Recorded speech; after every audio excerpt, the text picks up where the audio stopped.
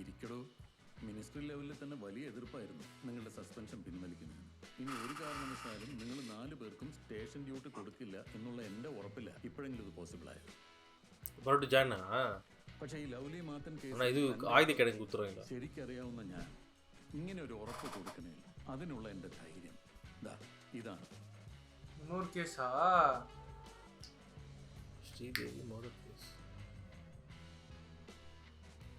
നമ്മുടെ കോട്ടയത്തിൻ്റെ അതിർത്തി ഗ്രാമമായ ചെറുവള്ളിയിൽ 6 കൊല്ലം മുമ്പ് നടന്നൊരു മർഡർ കേസിൻ്റെ ഫയലായിരുന്നു. അന്ന് ലോക്കൽ പോലീസും ക്രൈംബ്രാഞ്ചും SIT ഒക്കെ കൊണ്ടുപിടിച്ച് അന്വേഷിച്ചിട്ടും യഥാർത്ഥ പ്രതിയാരാണെന്ന് കണ്ടെത്താൻ സാധിച്ചില്ല. ഇപ്പോൾ പേരിന് ഒരു അന്വേഷണം കൂടി നടത്തിയിട്ട് ആ കേസ് അങ്ങ് ക്ലോസ് ചെയ്യാനാണ് ഗവൺമെൻറ്റിൻ്റെ തീരുമാനം. അതിനായിട്ട് ഒരു ടീമിനെ സെലക്ട് ചെയ്ത് അങ്ങോട്ട് അയക്കണം. സ്ഥലം SP എന്നുള്ള നിലയ്ക്ക് എനിക്കാണ് അതിൻ്റെ ചുമതല. ഞാൻ നിങ്ങളെ അങ്ങോട്ട് അയക്കാൻ പോവുക ചെറുവള്ളിക്ക്. തന്നെയും തൻ്റെ കൂടെ സസ്പെൻഷനിലായ 3 പോലീസുകാരെ. പുറമേ നിന്ന് നോക്കുന്നവർക്ക് അത്ര കനപ്പെട്ട ഡ്യൂട്ടിയൊന്നുമല്ല ഇത്. പക്ഷേ ഇതുവരെ അന്വേഷിച്ചവർക്ക് ആർക്കും കിട്ടാതിരുന്ന എന്തെങ്കിലും ഒരു പുതിയ ലീഡ് നിങ്ങൾക്ക് കണ്ടെത്താൻ കഴിഞ്ഞാൽ, അതേ പിടിച്ച് യഥാർത്ഥ കുറ്റവാളിയുടെ അരികിലേക്ക് എത്താൻ കഴിഞ്ഞാൽ, യു ജസ്റ്റ് ഇമാജിൻ പിന്നെ എന്തായിരിക്കും നിങ്ങളുടെ പബ്ലിക് ഇമേജ്? ഇതുവരെ പുച്ഛിച്ചവന്മാരും കൊത്തിപ്പറിച്ചവന്മാരും ഒക്കെ എഴുന്നേറ്റ് നിന്ന് സല്യൂട്ട് ചെയ്യും. I know it's not an easy task. ഇനി ഒന്നും സംഭവിച്ചില്ല തന്നെ മാന്യമായിട്ടൊരു ക്ലോഷർ റിപ്പോർട്ടും തയ്യാറാക്കി തിരിച്ചിങ്ങ് പോകുന്നത്. എന്താ കേസ് തെളിയിക്കായിരുന്നെന്നൊന്നും ഇവിടെ ആരും നിങ്ങളോട് ചോദിക്കില്ല. അതല്ല, യഥാർത്ഥ പ്രതി ആരാണെന്ന് നിങ്ങൾക്ക് ഉറപ്പുണ്ടെങ്കിൽ ഇത്തവണ ഒരു റിസ്ക് എടുക്കാൻ നിൽക്കണം. You just report to me, I take care of the rest. Anand, I am sure മനസ്സ് വെച്ചാൽ യു ക്യാൻ മേക്ക് മിറാക്കിൾ. എന്നിട്ട് സാറെന്ത് പറഞ്ഞു? എന്തു പറയാൻ? ഒന്നും പറഞ്ഞില്ല. മിണ്ടാതെ നിന്നെല്ലാം കേട്ടു. പക്ഷേ പിന്നീട് ആലോചിച്ചപ്പം അതൊരു വലിയ തെറ്റില്ലാത്ത സ്കീമാണെന്നാണ് എനിക്ക് തോന്നുന്നു. കാരണം ഇതിപ്പോൾ കേസ് തെളിഞ്ഞില്ലേലും നമുക്കൊന്നുമില്ല. വെറുതെ ഒന്ന് ശ്രമിച്ചു നോക്കാനുള്ള സ്പേസും ഉണ്ട്. അങ്ങനെ തന്നെ സാർ എനിക്ക് തോന്നുന്നു. ഇനി എങ്ങാനും നമുക്ക് യഥാർത്ഥ പ്രതിയെ പിടിക്കാൻ പറ്റിയ അത് ഭയങ്കര സംഭവമായിരിക്കും. പിന്നെ പ്രതിയെ പിടിക്കും ഒന്നും ചുമ്മാരിക്കും സാറേ. ഞാനുള്ള എന്നാ ഞാൻ തുറന്നു പറയും, എന്നോട് വിരോധം തോന്നില്ലേ. ഈ ലൗലി മാത്തൻ കേസ് നിങ്ങൾ അന്വേഷിച്ച് മലമറിച്ചു എന്നൊരു തോന്നലുണ്ടെങ്കിലേ അതും വേണ്ട. തുടക്കം മുതലേ ഇത് അന്വേഷിച്ച സാറുമാർ മനസ്സ് വെച്ച് മര്യാദയ്ക്ക് അന്വേഷിച്ചിട്ടെങ്കിൽ പുഷ്പം പോലെ തെളിയേണ്ട കേസാണ്. പക്ഷേ ഇതല്ല. കൃഷ്ണകുണ്ടി സാറിനെ പോലുള്ള മിടുക്കന്മാർ തലയും കുത്തിന്ന് അന്വേഷിച്ചിട്ട് തോറ്റിട്ടു പോയ കേസാണ് സാറേ. ഇതാ SP നമുക്ക് മറ്റൊരു പണി. നിങ്ങൾ പോകുമോ വരൂ എന്താണെന്ന് ചെയ്തു. എന്തായാലും ഞാൻ വല്ല ട്രാഫിക്കിലോ കൺട്രോൾ റൂമിലോ എയർ ക്യാമ്പിൻ്റെ മെസ്സിലോ ഒക്കെ ആയിട്ട് കുടിക്കണം. എവിടെ ആയാലും എനിക്കൊരു കുഴപ്പമില്ല. എനിക്ക് സുഖം തന്നെ SP കാര്യം അറിയിച്ചോ? ഞാൻ അല്ല സാറേ, ഞങ്ങൾ 3 പേര് ഏതായാലും SP ഓർഡർ അനുസരിച്ച് ചെറുപള്ളിക്ക് പോകാൻ തീരുമാനിച്ചു അല്ലേ? അതെ. അപ്പോൾ സുഖൻ അതനുസരിക്കാൻ സൗകര്യമില്ലെന്ന് സുഖൻ അങ്ങ് പറഞ്ഞു. അതല്ല എൻ്റെ ശരി. പ്രിയമുള്ള ചെറുവള്ളി നിവാസികളെ, 6 കൊല്ലങ്ങൾക്ക് മുൻപ് ശ്രീദേവി കൊലപാതക കേസിന്റെ ഭാഗമായി ലോക്കൽ പോലീസും ക്രൈംബ്രാഞ്ചുമൊക്കെ മാനസികമായും ശാരീരികമായും അതിന്റെ ബാക്കിയെന്നോണം സർക്കാർ പുതിയൊരു അന്വേഷണ സംഘത്തെ ഇവിടെ കയറ്റുവാൻ പോവുകയാണെന്ന രഹസ്യ വിവരം ആരാധ്യനായ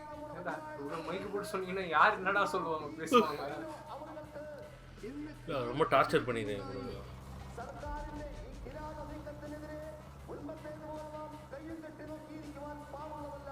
ആയതിനാൽ பேக்ரவுண்ட்ல அந்த ஜீப் போய் நீ சவுண்ட் கேக்குது போல பேசு. 5 മണിക്ക് കുരിശുപള്ളിക്കവലയിൽ വെച്ച് നടക്കുകയാണ്. ഇതാ മെയിൻ കേസ്. ഞാൻ പ്രസിഡന്റ് ആയിരിക്കുന്ന ഈ ചെറുവള്ളി ഗ്രാമത്തിൽ എന്റെ കണ്ണു വെച്ചിട്ട് അന്വേഷണ സംഘത്തിൽ കൂടെ ഇറക്കുമതി ചെയ്യണം. അതവർക്ക് തന്നെ ശരിക്കും അറിയാൻ മേലാക്കില്ല. എന്റെ ജനത്തിനെതിരെ എന്ത് നീക്കം നടന്നാലും അത് മുൻകൂട്ടി അറിയാൻ കെൽപ്പുള്ളവനാണ് PD ഫൈലോ.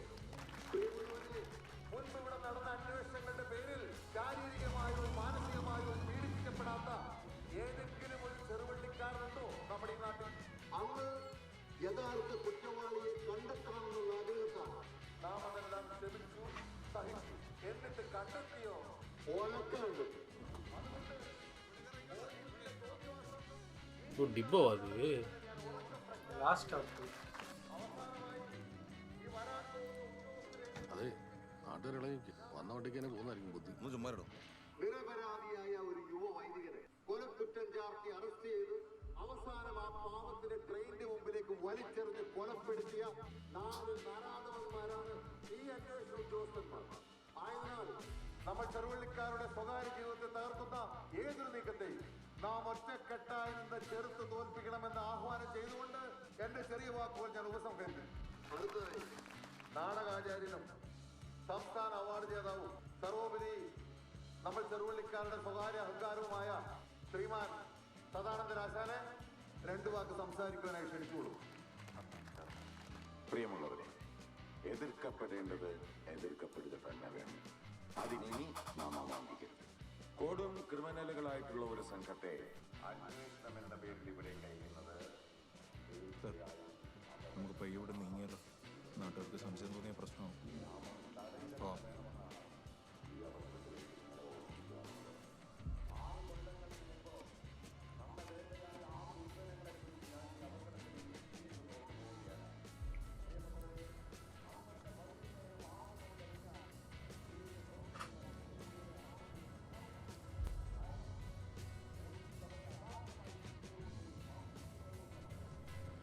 ചേട്ടാ, ഈ റിട്ടയർഡ് ഹെഡ് കോൺസ്റ്റബിൾ രവീന്ദ്രൻ നായരുടെ വീടാണ്. അത് ഈ വഴി വലത്തോട്ട് തിരിയുമ്പോ 3ാമത്തെ വീടാണ്. എന്നാലും നമ്മളിത് വളരെ രഹസ്യമാക്കി വെച്ചിരുന്ന കാര്യമായിരുന്നു. പിന്നെ ഇതിങ്ങനെ എത്ര പെട്ടെന്ന് ഇവിടെ ഇറങ്ങി? അത്ര ചെറിയ പുള്ളിയൊന്നുമല്ല പഞ്ചായത്ത് പ്രസിഡന്റ്. അത്യാവശ്യം ബന്ധങ്ങളൊക്കെ ഉണ്ട് പോലീസിലും പൊളിറ്റിക്സിലും. ആ വഴിക്ക് വല്ല അറിഞ്ഞായിരിക്കും. ഇവിടെ നിശ്ചയം ഇന്നലെ കഴിഞ്ഞു. കല്യാണം അടുത്ത മാസം 8-ന്. സൗകര്യം പോലെ ഞാൻ വന്ന് വിളിച്ചോളാം എല്ലാരെയും. പിന്നെ നാട്ടുകാരും കുറ്റം പറയാൻ ഒക്കെയല്ല സാറേ. അമ്മാരി അക്രമങ്ങളാണ് അന്വേഷണം എന്ന പേരിൽ ലോക്കൽ പോലീസും ക്രൈംബ്രാഞ്ചും അന്നിവിടെ കാട്ടിക്കൂട്ടിയത്. പ്രത്യേകിച്ച് ലോക്കൽ പോലീസ്. പിന്നെയും ഭേദം SIT ആയിരുന്നു. നാട്ടുകാരനായതുകൊണ്ടായിരിക്കാം 3 ടീമിലും ഞാനുണ്ടായിരുന്നു, സ്പെഷ്യൽ ഡെപ്യൂട്ടേഷൻ. അതുകൊണ്ടെന്താ, ചെറുവള്ളിക്കാർക്ക് മുഴുവൻ അക്കാലത്ത് ഞാൻ ശത്രുവായിരുന്നു. കൊല്ലം എത്ര എടുത്തെന്നറിയാവോ സാറേ? അതൊക്കെ കുറച്ചേലൊന്ന് മാറാൻ ഞങ്ങളുടെ മോന്റെ കല്യാണത്തിന് വിളിച്ചിട്ട് പോലും ഒറ്റൊരെണ്ണം തിരിഞ്ഞു നോക്കിയില്ല. ഇക്കണക്കിനോട് മോടെ കല്യാണം അങ്ങനെയൊക്കെ തന്നെ ആയിരിക്കും. ഞാൻ പറഞ്ഞില്ലെങ്കിൽ വേണ്ട കേട്ടോ ചേച്ചി. ആയിക്കോട്ടെ, ഞാനിതൊന്നും കാര്യമാക്കുന്ന ഒരാളല്ല സാറേ. പിന്നെ SB മോളുടെ കല്യാണത്തിനൊക്കെ ഞാനിവിടെ ചെയ്തുതരാം. റിട്ടയർ ആയാലും ഉള്ളുകൊണ്ട് ഞാനിപ്പോഴാ പഴയ പോലീസുകാരൻ തന്നെ. ഞങ്ങളെന്തായാലും നമുക്ക് ഇറങ്ങിയാലോ? என்னத்த பெர்ஃபார்ம் பண்ணுறான் மோகன்ல. இஸ் ஹைஸ் ஆக்டிங் பாரு. என்ன மாதிரி பண்ணார் பாரு. அந்த 20 சீனை போட்டு இந்த சீன் எடுத்து போடணும். എന്താ പ്രസിഡന്റ്, എന്താ കാര്യം? ആരാ നായരെ ഇവരൊക്കെ? ഇവരോ? ഇവരെന്റെ പഴയ ചില പരിചയക്കാരാ. എന്താ നോണ? രവീന്ദ്രൻ സാറേ, നിങ്ങൾ ഈ പറയുന്ന നോണയാണെന്ന് നിങ്ങൾക്ക് അറിയാം, ഞങ്ങൾക്ക് അറിയാം, ഈ വന്നമാർക്കും അറിയാം. അതാണ്ടേ ഒരു കാര്യം അങ്ങ് പറഞ്ഞേക്കാം. പണ്ടത്തെ പോലെ നാട്ടുകാരെ ഉണ്ടാക്കാൻ കൂട്ടി നിൽക്കാനാ ഇനിയും നിങ്ങളുടെ ഭാവമെങ്കിൽ. അന്നത്തെ പോലെ ഞങ്ങളങ്ങ് ക്ഷമിച്ചു എന്ന് വരികയില്ല. നിങ്ങളൊന്ന് ഓർത്തോ, അന്ന് നിങ്ങളുടെ ദേഹത്തുണ്ടായിരുന്ന കാക്കി ഇപ്പോഴില്ല. കാക്കിയില്ലേ നീ എന്നെ കയറി അങ്ങ് ദയവ് ചെയ്ത് നിങ്ങൾ ഞാൻ പറയുന്നൊന്ന് കേൾക്കണം. എന്റെ പേര് ആനന്ദ്, സബ് ഇൻസ്പെക്ടറാ. ഞാൻ നിങ്ങൾക്ക് ഉറപ്പ് തരുന്നു, മുമ്പുണ്ടായിട്ടുള്ളത് പോലുള്ള ഒരു മോശം അനുഭവം ഞങ്ങളിന്ന് ഒരിക്കലും നിങ്ങൾക്ക് ഉണ്ടാവില്ല. പേരിനൊരു അന്വേഷണം നടത്തി ശ്രീദേവി കൊലക്കേസ് എന്നേക്കുമായി ക്ലോസ് ചെയ്യാൻ വന്നാൽ ഞങ്ങൾ, അല്ലാതെ നിങ്ങൾ ഉപദ്രവിക്കാൻ വന്നല്ല. അതുകൊണ്ട് പ്ലീസ് ഞങ്ങളോട് സഹകരിക്കണം. നിങ്ങൾ ഈ പറഞ്ഞത് സത്യമാണെങ്കിൽ നല്ലത്. ഇനി അത് അങ്ങനെ അല്ലെങ്കിൽ ഞങ്ങളത് നേരിടുക തന്നെ ചെയ്യും. அவ்வளோ பட்டுக்கிறாங்களா இவங்க? அந்த local police first time investigate பண்ணது ரொம்ப ப்ரூட்டலாக இருக்கிறாங்க. இந்த வீரப்பன் பிடிக்கிறேன்னு ஒரு கிராமத்தை இது பண்ணுவாங்க. நீ என்னடா முறைகிற? ഗോവിന്ദന്റെ മോന എന്നോട് കൊടുത്താ ചേർക്കാൻ. പോലീസിന്റെ ചോദ്യം ചെയ്യല് പിടിച്ച് ആത്മഹത്യ ചെയ്തതാ ഗോവിന്ദൻ. ഇതൊന്നും ഒരു കേസ് ഫയലിലും കാണില്ല സാറേ. നാട്ടിലെ ഏക തുന്നൽ കാര്യം കൊല്ലപ്പെട്ട இவங்கள ஸ்ரீதேவி ദേവമയെ പറ്റിച്ച് മുങ്ങിയ ശേഷം கடைக்குட்டி சீக்கிரம் தரோம் தானே அது? എല്ലാം അറിഞ്ഞു വെച്ച് അവളെ സ്വീകരിച്ചത്. വിവാഹം കഴിഞ്ഞ ആദ്യ നാളുകളിലൊന്നും പൊടിയൻ രേവമ ദമ്പതികൾക്കിടെ പ്രശ്നങ്ങളൊന്നും ഇല്ലായിരുന്നേലും കാലക്രമത്തിൽ മറ്റൊരാളുടെ വിഴുപ്പ താൻ ചുമക്കുന്നതെന്ന അപമാനഭാരം കൊണ്ടാവാം പൊടിയൻ രേവമയെ കണ്ടമാൻ ഉപദ്രവിക്കാൻ തുടങ്ങി. ഒടുവിൽ പഞ്ചായത്തും പോലീസും ചേർന്ന് രേവമയുടെ വീട്ടിൽ നിന്ന് പൊടിയൻ ഇറക്കി വിട്ടു.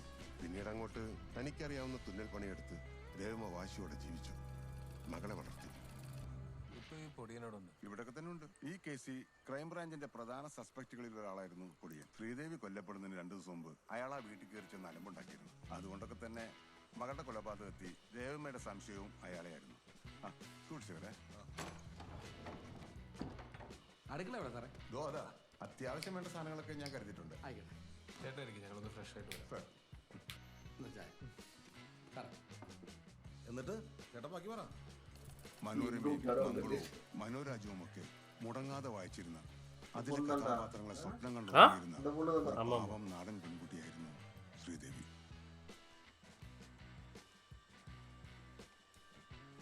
കാണാൻ മിടുക്കിയതുകൊണ്ട് തന്നെ ചെറുപള്ളിയിലെ ധാരാളം ചെറുപ്പക്കാർ ശ്രീദേവിയുടെ പിന്നാലെ കറങ്ങുന്നുണ്ടായിരുന്നു. അവരിൽ പ്രധാനിയായിരുന്നു സുധാകരൻ മുതലാളിയുടെ ഷാപ്പിലെ എടുത്തുകൊടുപ്പുകാരനായിരുന്ന സേതു. സരക്ക് ഷാപ്പാ? ട്രൂ ലവറാ? എന്നാ സേതു അടക്കം ആരെയും ശ്രീദേവി മൈൻഡ് ചെയ്തിരുന്നില്ല. മറ്റു ചെറുപ്പക്കാർക്കൊക്കെ അതൊരു നേരം പോക്കായിരുന്നേലും സേതു വളരെ ആത്മാർത്ഥമായി തന്നെ ശ്രീദേവി സ്നേഹിച്ചിരുന്നെന്ന് അവനെ ചോദ്യം ചെയ്തപ്പോഴൊക്കെ എനിക്ക് തോന്നിയിരുന്നു. അമ്മയ്ക്ക് പറ്റിപ്പോയ അബദ്ധം തനിക്ക് പറ്റില്ലെന്നും അതുകൊണ്ട് താൻ ആരെയും പ്രേമിക്കില്ലെന്നും അടുത്ത കൂട്ടുകാരികളോട് ശ്രീദേവി പറഞ്ഞിട്ടുള്ളതായി അവർ മൊഴി തന്നിരുന്നു. ആ വിളക്കണച്ചിട്ട് കിടക്കാൻ നോക്കുന്നുണ്ടോ? ഒരു 10 മിനിറ്റ് കൂടെ അമ്മ, ഇതങ്ങ് തീരും. അമ്മ കിടന്നു. ഒന്ന് പറയേണ്ടി പെണ്ണിന്റെ ഒരു കാര്യം. ഉള്ള നേരത്തൊരു ബുക്ക് വെച്ചോ വട്ടം പിടിപ്പിച്ചോ എന്നെ സഹായിക്കണം നോക്കില്ല. എപ്പോ നോക്കിയാലും മുടിഞ്ഞൊരു നോവൽ വായന. അങ്ങനെയുള്ള ശ്രീദേവിയാണ് സാർ ആ രാത്രി.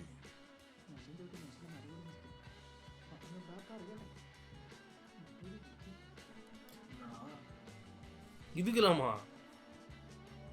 പ്രിയപ്പെട്ട അമ്മ, ഞാൻ പോവാതെ പറ്റില്ലമ്മ.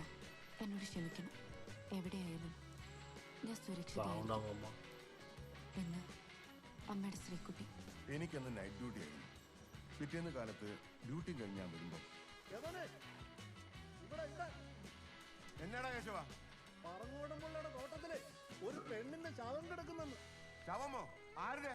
ആ തയ്യക്കാര് രേവമ്മയുടെ പെണ്ണിന്റെ എന്നാ കേട്ടെ. ദുർമരണം കാണാൻ വയ്യാത്തോണ്ട് ഞാൻ അങ്ങോട്ട് പോയില്ല. ഒന്ന് മാറി.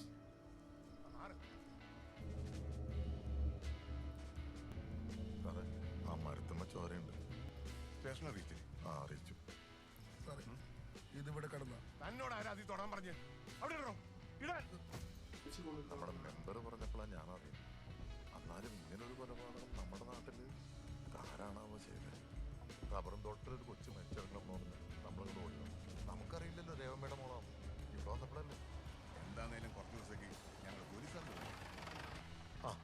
വന്നല്ലോ സാർ. ഇവിടെ ബ്ലഡ് സ്റ്റെയിൻ ഉണ്ട്. அப்போ அவ்வளோவெல்லாம் பார்க்க மாட்டாங்கல்ல? ரொம்ப ഇൻക്വസ്റ്റ് തയ്യാറാക്കി ബോഡി പോസ്റ്റ്മോർട്ടം ചെയ്യാൻ ഏർപ്പാട്. அவ்வளோவெல்லாம் அந்த டீட்டெயில்ஸ் எடுக்கிறது. ആരാ പ്രസിഡന്റിന്റെ ബോഡി ആദ്യം കണ്ടത്? ഗോവിന്ദനാണ് സാർ. ഏത് ഗോവിന്ദൻ? വിളിയവനെ. ഗോവിന്ദൻ. ഗോവിന്ദ വാ ഇങ്ങോട്ട്. എന്താണോ എന്ന് പറയുന്നത്? താനാണോ ഇത് ചെയ്തത്? അയ്യോ ഞാനല്ല സാറേ. പിന്നാരാ? എനിക്കറിയാൻ മേല. ഇയാളെ പിടിച്ച് ജീപ്പിലോട്ടിരുത്ത്. ഇയാൾ എന്തിനാ കിടന്ന് വിറയ്ക്കുന്ന അറിയണമല്ലോ.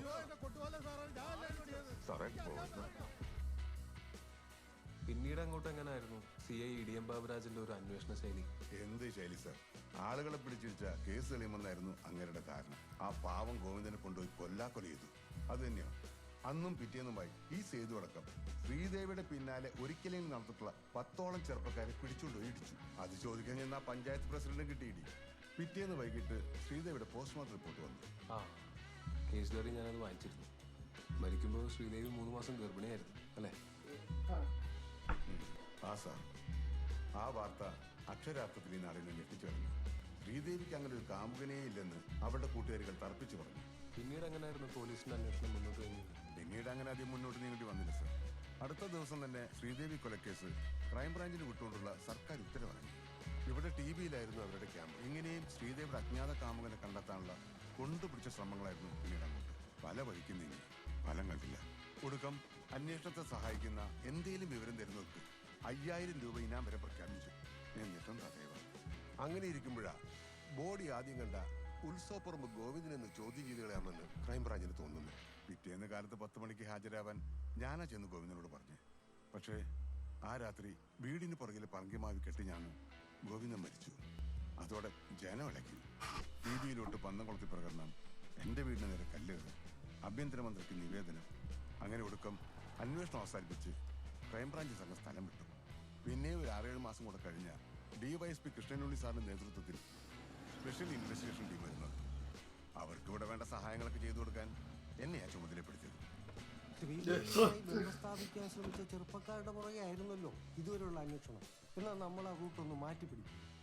Without any age limit. ശ്രീദേവിയുമായി ഇടപെട്ടിരുന്ന സകല പുരുഷന്മാരും ചില ക്യാരക്ടറെല്ലാം വന്നോണ്ട് അവന് മനസ്സിലൊരു സന്തോഷം ഞങ്ങളുടെ ആ അന്വേഷണം ചെന്നെത്തിയത് പറങ്ങോടനിലായിരുന്നു. ശ്രീദേവി മരിച്ചു കിടന്ന റബ്ബർ തോട്ടത്തിന്റെ ഉടമ. ഒന്നിലധികം കാരണങ്ങളുണ്ടായിരുന്നു പറങ്ങോടനെ സംശയിക്കാൻ. അതിൽ പ്രധാനപ്പെട്ടത് അത്യാവശ്യം സ്ത്രീ വിഷയങ്ങളൊക്കെ ഉള്ള ഒരാളാ പറങ്ങോടൻ എന്നതാ. പിന്നെ 6 കൊല്ലം മുമ്പ് ചെറുവള്ളി TV ഉണ്ടായിരുന്ന 4-5 വീടുകളിലൊന്നായിരുന്നു പറങ്ങോടൻ്റെ. ശ്രീദേവി എവിടെ സ്ഥിരമായി TV കാണാൻ പോകാറുണ്ടായിരുന്നു.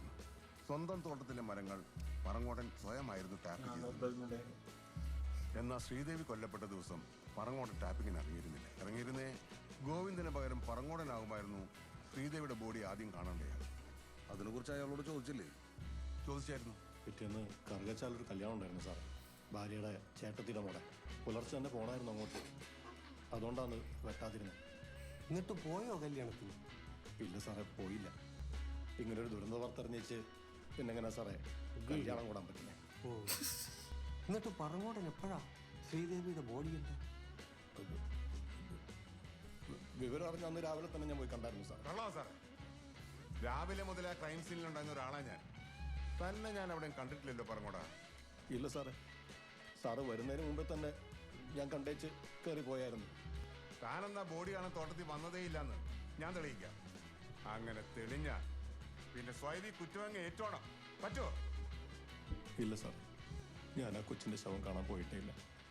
പേടിച്ചിട്ടാ പോവാൻ, വേറൊന്നും കൊണ്ടല്ല. വിശ്വസിക്കണം സാറേ. അങ്ങനെ ഞങ്ങളുടെ പല ചോദ്യങ്ങൾക്കും പറങ്ങോടൻ തന്ന ഉത്തരങ്ങൾ ഒട്ടും വിശ്വസനീയമായി തോന്നിയില്ല. അയാളെ പ്രതിയെന്ന് ഞങ്ങൾ ഏറെക്കുറെ ഉറപ്പിച്ച് കഴിഞ്ഞതുവാ. എന്നാൽ കാര്യങ്ങൾക്ക് കുറച്ചുകൂടെ വ്യക്തത വരാൻ കൃഷ്ണനുണ്ണി സാറ് അയാളെ ഒരു ഫെർട്ടിലിറ്റി ടെസ്റ്റിന് വിധേയനാക്കി. ഈ കുട്ടികളുണ്ടാവുമെന്ന് അറിയാനുള്ള. പക്ഷേ കണക്കൂട്ടിലെല്ലാം തെറ്റിച്ചുകൊണ്ട് ആ ടെസ്റ്റിന്റെ ഫലം നെഗറ്റീവായി. അതായത് നിലവിലെ അവസ്ഥയെ പറങ്ങോടന് ഒരു കുട്ടിയുടെ അച്ഛനാവാൻ കഴിയില്ലെന്ന ഡോക്ടർമാർ പറഞ്ഞു. അതോടെ SIT അന്വേഷണം ഏതാണ്ട് വഴിമുട്ടിയ അവസ്ഥയായി. പിന്നെയും കുറച്ചു നാളൂടെ വേറെ ചില റൂട്ടിലൊക്കെ അന്വേഷണം കൊണ്ടുപോയെങ്കിലും അതൊന്നും അങ്ങ് എത്തിയില്ല. ആയിടയ്ക്ക് പെരുന്നേലെ ഇരട്ട കൊലപാതകം നടക്കുന്നതും അതിന്റെ അന്വേഷണം കൃഷ്ണനുണ്ണി സാറിനെ സർക്കാർ ഏൽപ്പിക്കുന്നതും. അതോടെ ശ്രീദേവി കൊലക്കേസ് അന്വേഷണം പൂർണ്ണമായി നിലച്ചു. പിന്നീട് ആരൊക്കെയോ കേസ് CBI ഏൽപ്പിക്കാനൊക്കെ ശ്രമിച്ചു നോക്കിയാലും അതൊന്നും ഇന്നും എത്തിയില്ല. ചേട്ടൻ്റെ അഭിപ്രായത്തിൽ ഞങ്ങൾ ഈ കേസിൽ തുടരന്വേഷണം നടത്തുന്നതാണോ അതോ അധികം സമയം മെനക്കെടുത്താതെ ഒരു ക്ലോഷർ റിപ്പോർട്ടും റെഡിയാക്കി തിരിച്ചു പോകുന്നതാണോ ബുദ്ധി? ഞാനിതിൽ എന്നാ പറയാനാ സാറേ, ഇതുവരെ നടന്നെല്ലാം കേട്ട സ്ഥിതിക്ക് யுக்தி പോലെ നിങ്ങൾ തീരുമാനിക്കും. இப்போ இவனோட கேஸோட இந்த கேஸ் பெரிய கேஸ் மாதிரி தெரியுது. அது இப்போ இது பெரிய கேஸ்ன்னு சொல்றதை விட 6 இயர்ஸ் ஆயிடுச்சு, எவிடன்ஸ் இருக்காது. நீ வந்து இப்போ கண்ணால பார்த்த சாட்சிக்குமே வந்து 6 வருஷம் கழிச்சு ஞாபகம் எக்ஸாக்டா ஞாபகம் இருக்கு. அதுதான் இதுல ரொம்ப டிஃபிகல்ட். അതെ, ഇന്ന് ഒരു ദിവസത്തേക്ക് കൂടെ സാധനം ഉള്ളൂ കളിക്കളെ. നമ്മുടെ പ്ലാൻ എന്താന്ന് പറഞ്ഞാൽ അതനുസരിച്ച് സാധനം എനിക്ക് കവലേക്കൊന്നും മേടിക്കാം. സാപ്പാട് നമ്മുടെ പ്ലാൻ അതിപ്പം സുഖൂന് എന്ത് തോന്നുന്നു? എനിക്ക് തോന്നുന്നത് സാറേ ഈ ക്ലോസിംഗ് റിപ്പോർട്ട് റെഡിയാക്കി പോകാനാന്നേ ഒരു 2 ദിവസം സാധനം മേടിച്ചാൽ മതി. അതല്ല അന്വേഷിക്കാനാണെങ്കിൽ കലവറ അറച്ച് സാധനം തരണം. அது சார் ஃபீல் பண்ணிடு സേനോ സാറേ, ഇന്നലെ രവീന്ദ്രനാർ പറഞ്ഞിട്ട് കാര്യങ്ങൾ നമ്മൾ വിചാരിച്ചേക്കും പാടുന്നു. പിന്നെ ഇത്ര കൊല്ലായില്ല സാറേ. എന്ന് വെച്ചാൽ ഇങ്ങോട്ട് വണ്ടി കയറുമ്പോഴുള്ള കോൺഫിഡൻസ് ഇപ്പം ഇല്ലെന്ന് സത്യം പറഞ്ഞാൽ ഇല്ല സാർ. സംഗതി പാടാണ് സാർ. പക്ഷേ ഇങ്ങനത്തെ അവസരം കിട്ടിയപ്പോൾ നമ്മളൊന്ന് ശ്രമിച്ചു നോക്കണമെന്ന് തന്നെ എനിക്കിപ്പോൾ തോന്നുന്നു. എന്തായാലും വന്ന സ്ഥിതിക്ക് ഇന്ന് മുതൽ ഒരു 5 ദിവസത്തേക്ക് നമ്മൾ ഈ ശ്രീദേവി കൊലക്കേസിൻ്റെ പിന്നാലെ വെറുതെ ഒന്ന് പോയി നോക്കും. അതിനുള്ളിൽ ക്രൈം ബ്രാഞ്ചിനും SITക്കൊന്നും ഇതുവരെ കിട്ടാതിരുന്ന പിടിച്ചു കയറാനുള്ള എന്തെങ്കിലും ഒരു കച്ചിത്തിരിപ്പ് നമുക്ക് വീട് കിട്ടുവാണെങ്കിൽ നമുക്ക് ഈ അന്വേഷണം നോക്കാം. അല്ലെങ്കിൽ എത്രയും പെട്ടെന്ന് ഒരു ക്ലോഷർ റിപ്പോർട്ട് റെഡിയാക്കി നമുക്ക് ഈ ചെറുവള്ളി വിടാം. എന്താ? ശരി സാർ, തൽക്കാലത്തേക്കിന് ഒരു 5 ദിവസത്തേക്ക് സാധനം മേടിക്കാം അല്ലേ സാറേ? അതെ. അവൾക്ക് അങ്ങനെ ഒരു ബന്ധം ഉണ്ടായിരുന്നെന്നുള്ളത് എനിക്കെപ്പോഴും വിശ്വസിക്കാനായിട്ടില്ല. എവിടെ പോയിട്ട് വരുമ്പോഴും അവിടെ നടന്ന ചെറിയ കാര്യങ്ങൾ പോലും അവളെന്നോട് പറയാറുണ്ടായിരുന്നു സാറേ. ഫോട്ടോ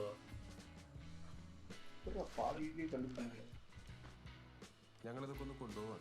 പോകുന്നതിന് മുമ്പ് തിരിച്ചു തരാം. അമ്മാവേ എന്നാ ഫോട്ടോ ചോദിക്കുക. അത്യാവശ്യം നല്ല പൈകിലായിരുന്നു ഈ Sridevi. ഒറ്റാഴ്ചത്തെ മാപ്രസ്ഥിതിയാണ് മുടക്കിയിട്ടില്ല.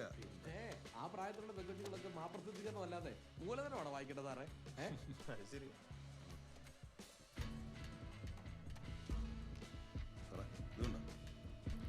Lekha Satish, quarters number A7, ഗോരങ്ക ഇൻഡസ്ട്രിയൽ എസ്റ്റേറ്റ്, കല്യാൺ, ബോംബെ. ഞാനിന്ന് സതീഷ് ആൻ്റെ കൂടെ ബോംബെയിലായിരുന്നു കല്യാണിൽ. പുള്ളിക്കാരൻ അവിടെ ഒരു പ്രൈവറ്റ് കമ്പനിയിലായിരുന്നു ജോലി. അവിടെ ഉണ്ടായ തീപിടുത്തത്തിലായിരുന്നു പുള്ളി. ശ്രീദേവിയുടെ അമ്മ പറഞ്ഞിരുന്നു ലേഖ അല്ലാതെ മറ്റാരും ശ്രീദേവിക്ക് ലോകത്ത് കത്തയക്കാനില്ലായിരുന്നു. നിങ്ങൾ സമപ്രായക്കാരായിരുന്നു? അല്ല സർ, ശ്രീകുട്ടി എന്നേക്കാൾ 2-3 വയസ്സിന് ഇളയതായിരുന്നു. എപ്പോഴെങ്കിലും ശ്രീദേവി നിങ്ങൾക്ക് അയച്ച ഏതെങ്കിലും ഒരു കത്തിൽ അവൾക്കൊരു പ്രണയം ഉണ്ടായിരുന്നതിന്റെ എന്തെങ്കിലും സൂചനകൾ ലേഖയ്ക്ക് തോന്നിയിട്ടുണ്ടോ? ഇല്ല സർ, അങ്ങനൊന്നും തോന്നിയിട്ടേ ഇല്ല. സാധാരണ എന്തായിരുന്നു അവൾ നിങ്ങൾക്ക് അയച്ചിരുന്ന കത്തുകളിൽ ഉള്ളടക്കം? അത് നാട്ടിലെ വിശേഷമൊക്കെ തന്നെ. എപ്പോഴായിരുന്നു ലേഖയ്ക്ക് അവസാനമായിട്ട് ശ്രീദേവി ഒരു കത്ത് വന്നത്? അവള് മരിക്കുന്നതിനൊരു 2 ആഴ്ച മുമ്പായിരുന്നു. ആ കത്ത് കയ്യിലുണ്ടോ? അയ്യോ ഇല്ല സർ, ഞങ്ങൾ ക്വാർട്ടേഴ്സ് ഷിഫ്റ്റ് ചെയ്യുന്ന സമയമായിരുന്നു അത്. ആ തിരക്കിൻ്റെ ഇടയ്ക്ക് കത്തൊക്കെ എവിടെയോ നഷ്ടപ്പെട്ടു. എനിക്കാണെങ്കിൽ അവൾക്ക് മറുപടി എഴുതാനും പറ്റിയില്ല. അതിലെന്താ എഴുതിയിരുന്നതെന്ന് ലേഖ ഓർക്കുന്നുണ്ടോ? അതിന് അങ്ങനെ വിശേഷിച്ചൊന്നും ഉള്ളതായിട്ട് ഓർക്കുന്നില്ല. സാധാരണ വരുമ്പോൾ ഒരു കത്ത്. പിന്നെ ആ കത്തിലാന്ന് തോന്നുന്നു ഞങ്ങളുടെ വേറൊരു കൂട്ടുകാരി ഇന്ദുജയുടെ കല്യാണം ഉറപ്പിച്ച കാര്യം അവൾ എഴുതിയിട്ടുണ്ടായിരുന്നു. ഞാൻ പറഞ്ഞല്ലോ, ശ്രീദേവിയുടെ മരണത്തിന് കാരണക്കാരനെന്ന് സംശയിക്കുന്ന അവളുടെ അജ്ഞാത കാമുകനെ കണ്ടെത്താനുള്ള അവസാനവട്ട ശ്രമത്തിലാണ് ഞങ്ങൾ. അതിനിടെ അന്വേഷണത്തിനെ സഹായിക്കുന്ന എന്തെങ്കിലും വിവരങ്ങൾ ലേഖയ്ക്ക് ഓർമ്മ വരുവാണെങ്കിൽ അറിയിക്കാൻ പഠിക്കരുത്. അറിയിക്കാം സർ. സൈഡ് ആക്ട്രസ് കൂടെ സൂപ്പറായിരുന്നു. അവസാനം വന്ന കത്തിലല്ല, അതിനു മുമ്പ് എപ്പോഴോ വന്നൊരു കത്തില് ശ്രീകുട്ടിയോട് ഹിന്ദി പഠിക്കാൻ എളുപ്പമാണോ എന്നും ടൈപ്പ് പാസ്സായ പുറംനാട്ടിലൊക്കെ ജോലിക്ക് ചാൻസ് ഉണ്ടോ എന്നും എഴുതി ചോദിച്ചായിരുന്നു. പുറംനാട്ടിൽ എവിടെയാണ് നിനക്ക് ജോലി വേണ്ടെന്ന് തമാശയായിട്ട് ഞാൻ അടുത്ത കത്തി ചോദിച്ചെങ്കിലും അതിന് മറുപടി ഒന്നും തന്നതായിട്ട് ഓർക്കുന്നില്ല സർ. ശരി. நல்லா இருக்குதுடா. இப்ப போட்டா கூட சூப்பரா இருக்கும்டா. അല്ല, ഹിന്ദി പഠിക്കാൻ എളുപ്പമാണെന്നു ടൈപ്പ് പാസ്സായ പുറംനാട്ടിൽ அந்த போட்டோ வீட்ல இருந்துச்சாடா? എന്നൊക്കെ ஒட்டி வச்சிருந்தது. ലേഖയോട് അന്വേഷിക്കണം. ശ്രീദേവിയുടെ കാമുകൻ ഹിന്ദി സംസാര ഭാഷയുള്ള ഒരു നാട്ടിൽ അക്കാലത്ത് ജീവിച്ചിരുന്ന ആളാണെങ്കിലും അല്ലെങ്കിൽ അവൾ ആ രാത്രി ഇറങ്ങി തിരിച്ചത് അയാൾക്കൊപ്പം അങ്ങനെ ഒരു നാട്ടിലേക്ക് പോകാനായിരുന്നല്ലോ. അതിന് സാധ്യതയുണ്ട് സാർ. இந்த பக்கம் அமிதாப் பச்சன், அந்த பக்கம் നമുക്ക് ആ സാധ്യതയുടെ പുറകെ ഒന്ന് പോയി നോക്കാം. അതായത് ശ്രീദേവി കൊല്ലപ്പെടുന്ന കാലത്ത് ചെറുവള്ളിയിൽ നിന്നും പുറം നാടുകളിൽ എന്നുവെച്ചാൽ ഹിന്ദി സംസാരിക്കുന്ന നാടുകളിൽ ജോലി ചെയ്തിരുന്ന ആരൊക്കെയാണെന്ന് കണ്ടെത്തണം. അതിപ്പോ ഓർമ്മയെന്ന് പറയൊന്നും വേണ്ട, എല്ലാ കാര്യങ്ങളും ഇവിടെ റെക്കോർഡിക്കലും. ആ ഫയലുകൾ കണ്ടോ? ഞാൻ പ്രസിഡന്റായി ചുമതലയേറ്റ 1979 മുതൽ വാർഷിക അടിസ്ഥാനത്തിൽ തയ്യാറാക്കി ചെറുവള്ളിയിലെ ഓരോ കുടുംബത്തിന്റെയും ഫുൾ ഡീറ്റെയിൽസ് ആ ഫയലുണ്ട്. ചുമ്മാതല്ല, മികച്ച പഞ്ചായത്തിനുള്ള അവാർഡേ തുടർച്ചയായി 3 വർഷം കൊണ്ട് അടിച്ചെടുത്തു. നിങ്ങൾക്ക് തീർന്ന് 1988 ഫയലല്ലേ വേണ്ടത്? അതെ. 88 ദേ ഇരിക്കുന്നു ആ ചുവന്ന ഫയലിന്റെ അപ്പുറത്തേക്ക്. പക്ഷേ തരികയല്ല. എന്താ പ്രശ്നം? അങ്ങനെ അതങ്ങനെ നിങ്ങളുടെ ഈ അന്വേഷണത്തോട് യാതൊരു വിധത്തിലും സഹകരിക്കുന്ന പഞ്ചായത്തിന്റെ തീരുമാനം. അഥവാ വേണമെങ്കിൽ വല്ല കോർട്ട് ഓർഡറും വാങ്ങിച്ചിട്ട് ഫയലങ്ങ് സീസ് ചെയ്തിട്ട് പൊയ്ക്കോന്നേ. അതൊന്നും കാണില്ല. അപ്പോ സാറെന്താ വിരട്ടുവാണോ? ഈ പൊതുപ്രവർത്തനത്തിന് ഇറങ്ങുന്നതിന് മുമ്പ് 10-15 കൊല്ലം അതിർത്തിയിൽ രാജ്യത്തിന് വേണ്ടി കാവൽ നിന്നിട്ടുള്ളവനാണ് ഈ പി. അതുകൊണ്ട് പോലീസുകാരുടെ വിരട്ടൊന്നും എൻ്റെ അടുത്ത് വേണ്ട. പ്രസിഡന്റ് തരാൻ ഇഷ്ടമില്ലേ തരണ്ട. ഇയാള് സിനിമ വരട്ടെ പ്രസിഡന്റ്. ഒരു അന്വേഷണക്കാർ വന്നിട്ട് ഇതിനേക്കാളും കൊടികെട്ടിയാൻ വരെ എന്നിട്ട് കുറെ മലത്തിട്ട് പോയതാ. പിന്നെയാണ് ഈ ഊളകൾ ചെന്നവരെ കുറെ വിളിക്കും സാറേ. കയ്യും കാലം കെട്ടിയിട്ടാണ് നമ്മളിങ്ങോട്ട് അയച്ചത്. അതുകൊണ്ട് ഇതൊന്നും കേട്ടില്ലെന്ന് വെച്ചാൽ Dutch has told us not to use fire.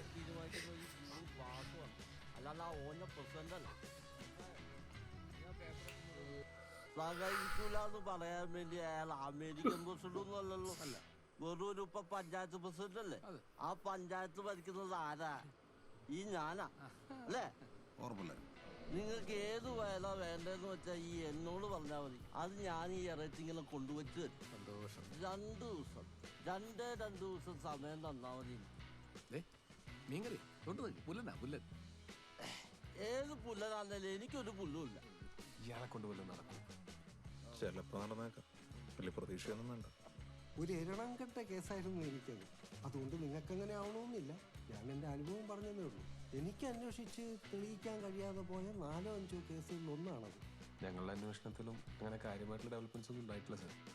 ആ പറങ്ങോടൻ്റെ ഫെർട്ടിലിറ്റി ടെസ്റ്റ് റിസൾട്ട് നെഗറ്റീവ് ആയപ്പോഴാണ് സാറിൻ്റെ അന്വേഷണം സ്റ്റക്കായത് അല്ലേ സാർ? അങ്ങനെ പറയാൻ പറ്റില്ല. ഞാൻ അവിടെ നിന്നും കുറേ മുമ്പോട്ട് പോയിരുന്നു.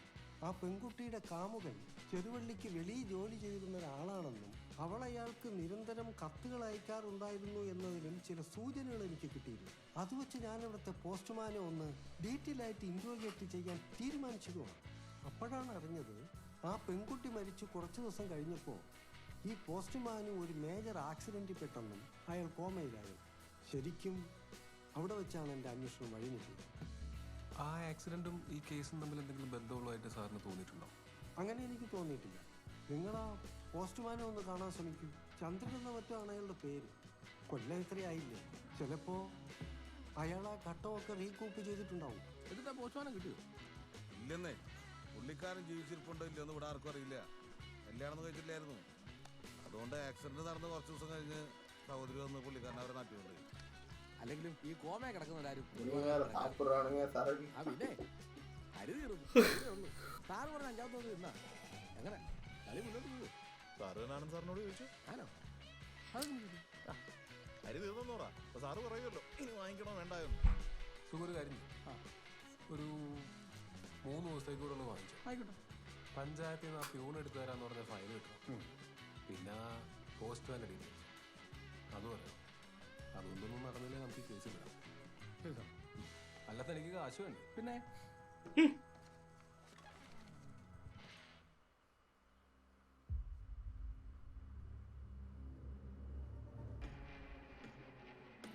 സ്റ്റാമ്പാ സുഖു സേനയ്ക്ക് വീട്ടിൽ വിളിക്കും വേഗം. ഹിന്ദിയിൽ എഴുതുക. ഇത് കണ്ടോ, ശ്രീദേവിയുടെ കൂട്ടുകാരി ലേഖ ശ്രീദേവിക്ക് അയച്ച കത്തിന്റെ എൻവലപ്പാണ്. ഇതിൽ ഫ്രം അഡ്രസ് വെച്ചേക്കുന്നത് ലേഖ സതീഷ് കല്യാൺ ബോംബെ എന്നാണ്. പക്ഷേ ഈ കത്ത് പോസ്റ്റ് ചെയ്തേക്കുന്നത് ഇതാ കണ്ടോ, ഹരിയാനയിലെ ഗുർഗാവിൽ. ശരിയാ സർ, ഇത് പോസ്റ്റ് ചെയ്തേക്കുന്ന ഗുർഗാവിൽ നിന്നാണ്. പക്ഷേ ഈ ഫ്രം അഡ്രസ് മാറ്റാലോ? ആ കൺഫ്യൂഷൻ നമുക്ക് ഇപ്പൊ തന്നെ മാറ്റാലോ. വാ.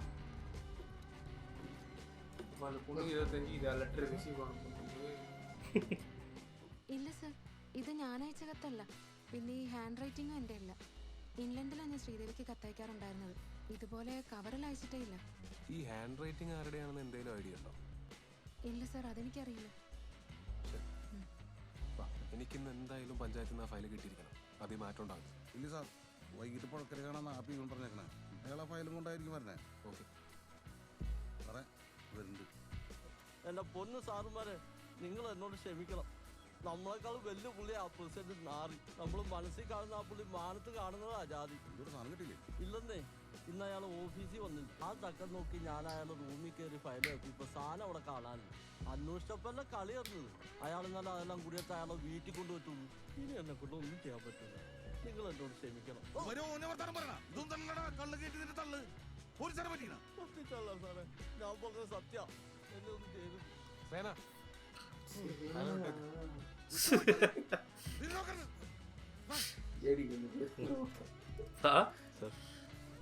എനിക്കിന്ന് ആ ഫയൽ കിട്ടിയേ പറ്റൂ കബീർ. എന്ത് ചെയ്തു? அதான் இருக்கு ஒரு ட்ரிக். போலீஸ் இல்லையே, சஸ்பென்ஷன்ல இருக்க டீம்ல அப்ப இவங்களே இறங்கிடுவாங்க போல. அவர் தெரியவே இல்லை. அவர் ஸ்கிரிப்ட் அவர் அனுப்பிச்சுடுவோம் உள்ள. எனக்கு யார் மேலே தெரியுமா டவுட் வருது இப்போ? பிரசிடென்ட் இல்லை, பிரசிடென்ட் வந்து ஒரு ஆக்டர் வந்து ஊருக்குள்ள போயிட்டு அவார்ட்லாம் வாங்கிட்டு வந்துக்கிறாருன்னு சொன்னார். அவர் மேலே லைட்டாக டவுட் வருது. ஆக்டரா? ஒருத்தர் பேசினாரு பாடுறா, அப்புறம் பிரசிடென்ட் பேசினதுக்கு அப்புறம் வந்து இன்னொருத்தர் பேசினாரு.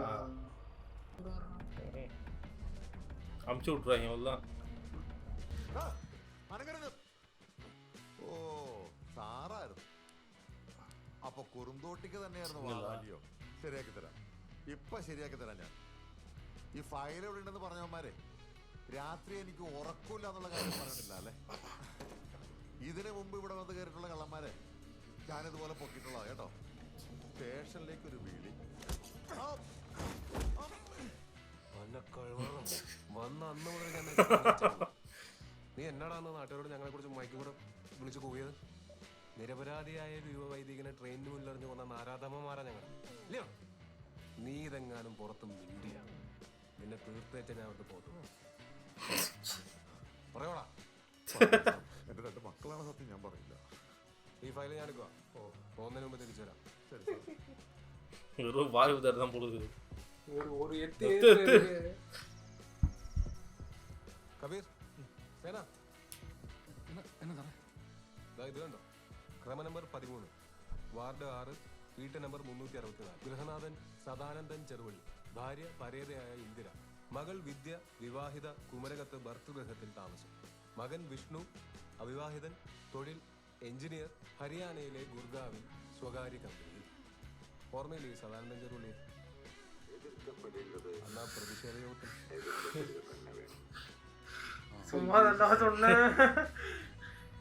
ശ്രീദേവി കൊല്ലപ്പെട്ട വർഷം ചെറുവള്ളിയിൽ നിന്നും ഗുർഗാവിൽ ജോലി ചെയ്തിരുന്ന സദാനന്ദന്റെ മകൻ വിഷ്ണു മാത്രമായിരുന്നു. കബീർ സർ, ഇനി നമുക്ക് അറിയേണ്ടത് ശ്രീദേവി കൊല്ലപ്പെടുമ്പോൾ ഈ വിഷ്ണു നാട്ടിലുണ്ടായിരുന്നു എന്നുള്ളതാണ്. പിന്നെ ഈ സദാനന്ദൻ ചെറുവള്ളിയെ കുറിച്ചും നമുക്കൊന്നും അറിയാം. അതുപോലെ സാർ, ഈ നാട്ടിലെ ഏറ്റവും ധനാഢ്യനും പ്രമാണിയൊക്കെയാണ് സദാനന്ദൻ ചെറുവള്ളി. ഒരു കാലത്ത് അവരുടെ ആയിരുന്നു ഈ നാട്. അങ്ങനെയാണ് അയാളുടെ കുടുംബപ്പേര് ഈ നാടിന്റെ പേരാവുന്നത്. അയാളെക്കുറിച്ച് നാട്ടുകാർക്കൊക്കെ വളരെ നല്ല അഭിപ്രായമാണ് സാർ. സദാനന്ദനാശാൻ എന്ന അയാളെ നാട്ടുകാരൊക്കെ വിളിക്കുന്നത്. പുള്ളിക്ക് കലയോടുള്ള താല്പര്യം കൊണ്ട് നാടകരംഗത്ത് എത്തിപ്പെട്ടു എന്ന് മാത്രം. ഏതോ ഒരു വർഷം മികച്ച നടനുള്ള സംസ്ഥാന അവാർഡ് കിട്ടിയിട്ടുണ്ട്. പിന്നെ അയാളുടെ മകൻ വിഷ്ണു, അവനെക്കുറിച്ച് ആരും മോശം പറഞ്ഞിട്ടില്ല. വിഷ്ണുവിന് കഴിഞ്ഞ 4 വർഷമായിട്ട് ദുബായിലാണ് ജോലി. ശ്രീദേവി കൊല്ലപ്പെട്ട സമയം നാട്ടിലുള്ളതായിട്ട് ആരും ഓർക്കുന്നില്ല.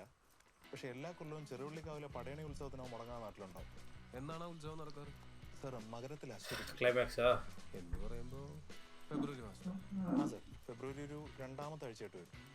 ശ്രീദേവി കൊല്ലപ്പെട്ടത് മെയ് 20. இன்னும் சிஜி பண்ணிருக்காங்களா ஸ்டெபிலைஸ் பண்ணிருக்காங்களா? இல்ல இல்ல ஸ்டெபிலைஸ் பண்ணிருக்காங்க ப்ரோ. ஷார்ட் കാര്യങ്ങൾ മാച്ച് ആവുന്നുണ്ട്. மதி கோமால இருந்தா சொன்னாங்க. அது ரெக்கவர் ஆயிருக்கலாம், இப்போ ரெக்கவர் ஆயிருக்கலாம் அப்படின்னு சொன்னாங்க. கேரளா கிரைம் வில்லன் தானே அது. കേരള ക്രൈം இந்த டாக்ல ஒரு ഓ അതൊക്കെയുണ്ട്. ഈ അപകടം നടന്ന് 2.5 കൊല്ലത്തോളം അവൻ കോമയിലായിരുന്നു. ഇവിടെ അടുത്തൊരു നല്ല ന്യൂറോഡ് ആശുപത്രി ഉണ്ടായി. അവിടുത്തെ ചികിത്സ ഉണ്ടായപ്പം ഇങ്ങനെയല്ലോ ഒന്ന് ഇരിക്കാൻ പറ്റുന്നത്. എങ്ങനെയാ അപകടം നടന്നതെന്ന് ചന്ദ്രൻ ചേട്ടൻ ഓർക്കുന്നു? സാറ്, ഒരു കറുത്ത അംബാസഡർക്കാർ ഒന്ന് ഇടിച്ചെന്നൊക്കെ ആ സമയത്ത്, അതായത് ഈ സംസാരശേഷി കിട്ടിയ സമയത്ത് പറയാറുണ്ടായിരുന്നു. നിങ്ങൾ ആരും അത് അന്വേഷിച്ചില്ലേ? ഇല്ല സാറേ, ഈ സംഭവം നടന്നിട്ട് 3 കൊല്ലം കഴിഞ്ഞിരുന്നു. പിന്നെ അന്വേഷിച്ചിട്ടും വലിയ കാര്യമുണ്ടെന്ന് തോന്നിയില്ല. വിഷ്ണു തന്നെ എഴുതിയത്. பொண்ணு சாவு 88 ചെറുവള്ളി നടന്ന இல்ல பிரெக்னன்ட் ஆனது കേസ് ഇപ്പം ഞാനാ അന്വേഷിക്കുന്നത്. இது லவ்வர் வந்து விஷ்ணு நினைக்கிறேன். அப்பா வந்து கொலை பண்ணிட்டு ഓർക്കുന്നുണ്ട്. ബ്രഹ്മ ഈ കൈപ്പട ആരുടെയാണെന്ന് ഓർക്കാൻ ചേട്ടന് കഴിയുന്നുണ്ടോ? അല്ലെങ്കിൽ ഈ കൈപ്പട ചെറുവള്ളി മറ്റാർക്കേലും കത്ത് വന്നിരുന്നായി ഓർക്കുന്നുണ്ടോ? പഞ്ചായത്തല്ലേ പറഞ്ഞ അതിർത്തി മാന്തരുന്നു. എന്നിട്ടോ മാന്തി അത് പഞ്ചായത്തിനിട്ട് മാന്താൻ പോലെയാണ്. അത് അനുവദിച്ചു കൊടുക്കാൻ ഒക്കത്തില്ല. ഈ വയ്യാത്ത ഞാൻ എന്നാ ചെയ്യാനാണ്? എന്നാ പറഞ്ഞു ഓനച്ചൻ തൽക്കാലം ഒന്നും ചെയ്യണം. വീട്ടിൽ വൈകുന്നേരം ഞാൻ ആ വഴി ഒന്ന് ഇറങ്ങാം. അവൻ മാന്തിയത് ഞാനൊന്ന് കാണട്ടെ, എന്നിട്ട് തീരുമാനിക്കാം എന്നാ വേണോ. പ്രസിഡന്റ് മറക്കല്ലേ, ഓനച്ചൻ പൊയ്ക്കോ, വൈകിട്ട് ഞാനങ്ങ് വന്നോളാം. പ്രസിഡന്റ് ആയാലുള്ള കുഴപ്പം. അതെ ഓന് പ്രസിഡന്റ് ഓ വന്നേ. ആനന്ദ് സാറായിരുന്നു. ദൂരേന്നായതുകൊണ്ട് കണ്ണത്രയ്ക്ക് അങ്ങോട്ട് പിടിച്ചില്ല. സാറെന്താ ഇവിടെ? എനിക്ക് ഫയൽ വേണ്ടേ? ഓ, ഉപയോഗം കഴിഞ്ഞ് ബുദ്ധിമുട്ടില്ലേ കിട്ടിയാ കൊള്ളായിരുന്നു. പിന്നെ സാറേ, ഇതുകൊണ്ട് ഉപയോഗം ഉണ്ടായോ? യഥാർത്ഥ കുറ്റവാളിയെ കിട്ടിയോ? അതുകൂടെ പറയാനാ അന്യങ്ങത്തോടെ നിന്നത്. ഞങ്ങൾ അന്വേഷണം അവസാനിപ്പിച്ചു. തിരിച്ചു പോകും. താമസിക്കുന്ന വീട്ടിൽ നിന്ന് ഇന്ന് വൈകിട്ട് ദ്വീപിലോട്ട് മാറും. നാളെ ഉച്ച കഴിഞ്ഞ് അവിടെ നിന്ന് മറക്കാം. ഒരു ക്ലോഷർ റിപ്പോർട്ട് റെഡിയാക്കാൻ പ്രധാന സസ്പെക്റ്റുകളുടെ എല്ലാം മൊഴി 100 എടുക്കണം. നാളെ കാലത്ത് 9 മുതലാണ് വെച്ചേക്കുന്നത്. പ്രസിഡന്റ് മരണം. അയ്യോ, ഞാനോ? അപ്പൊ എന്നെയും സാറിന് സംശയമല്ലയോ? അതല്ല, മൊഴിയെടുക്കുമ്പോൾ ഉത്തരവാദിത്തപ്പെട്ട ഒരാൾ വിറ്റ്നസ് ആയിട്ടുണ്ടാവണം. അതിനാ പ്രസിഡന്റിനോട് വരാൻ പറഞ്ഞത്. ഓ, എന്റെ പുണ്യാളാ, നല്ല ഷാർപ്പ് 9 തന്നെ എത്തിക്കോളാം. അപ്പോ ഇനി ഈ കേസിൽ പൊടിയനെ ആരും ഇതുപോലെ വിളിച്ചിരുത്തില്ല. കേസ് തീരുവാ. എന്നും കണ്ട് ഇനി ആ രേവന്മാരെടുത്ത് നിന്ന് അലമ്പുണ്ടാക്കാൻ നിൽക്കരുത്. നല്ല ഇടി കിട്ടും. ഇല്ല സാറേ, ഞാൻ കൂടിയൊക്കെ എന്നെ നിർത്തി സ്വന്തം കാര്യം നോക്കി മര്യാദക്കാരനായിട്ട് ജീവിക്കുക സാർ. ഇപ്പോൾ പഴയ അലമ്പൊന്നും ഇല്ല സാറേ. എന്നാ തനിക്കൊള്ളാം.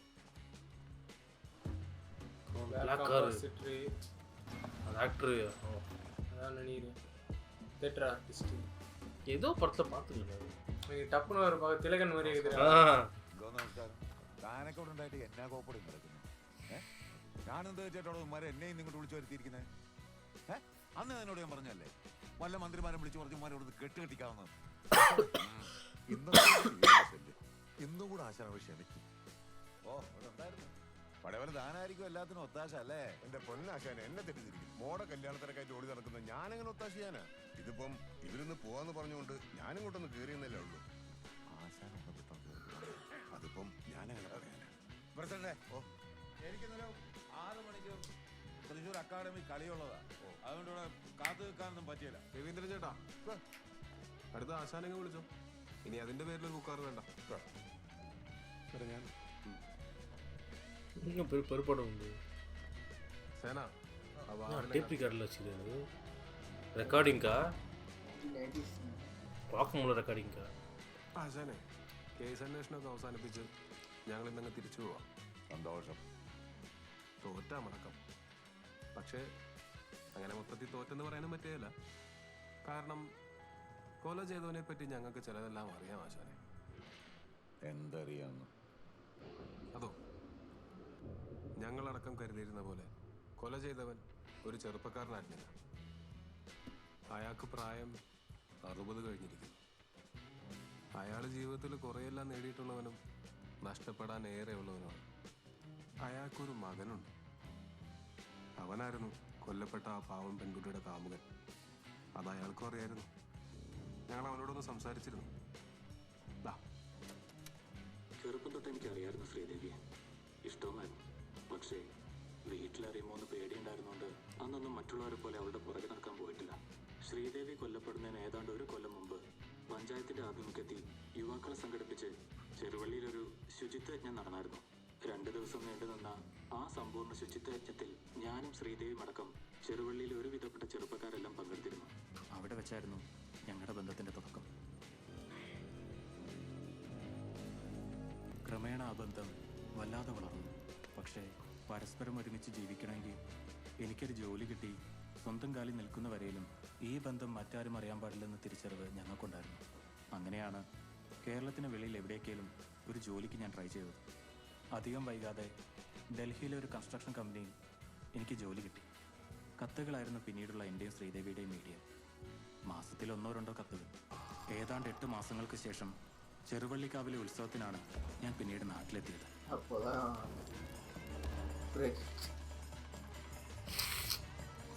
പക്ഷെ അന്നത്തെ ആ രാത്രി ഞങ്ങളുടെ കണക്കൂട്ടലുകളെല്ലാം തെറ്റിച്ചു. ഞാൻ നാട്ടിൽ നിന്ന് മടങ്ങിയെത്തി 2 മാസം കഴിഞ്ഞപ്പോഴാണ് പ്രഗ്നൻ്റ് ആണെന്ന് സംശയമുണ്ടെന്ന് സൂചിപ്പിച്ച് ശ്രീദേവിയുടെ കത്തെനിക്ക് കിട്ടുന്നത്. അവൾ വല്ലാതെ പേടിച്ചിരുന്നു. എനിക്കും ടെൻഷനായി. ആലോചിച്ചിട്ട് എന്ത് ചെയ്യണമെന്ന് ഒരു പിടിയും കിട്ടിയില്ല.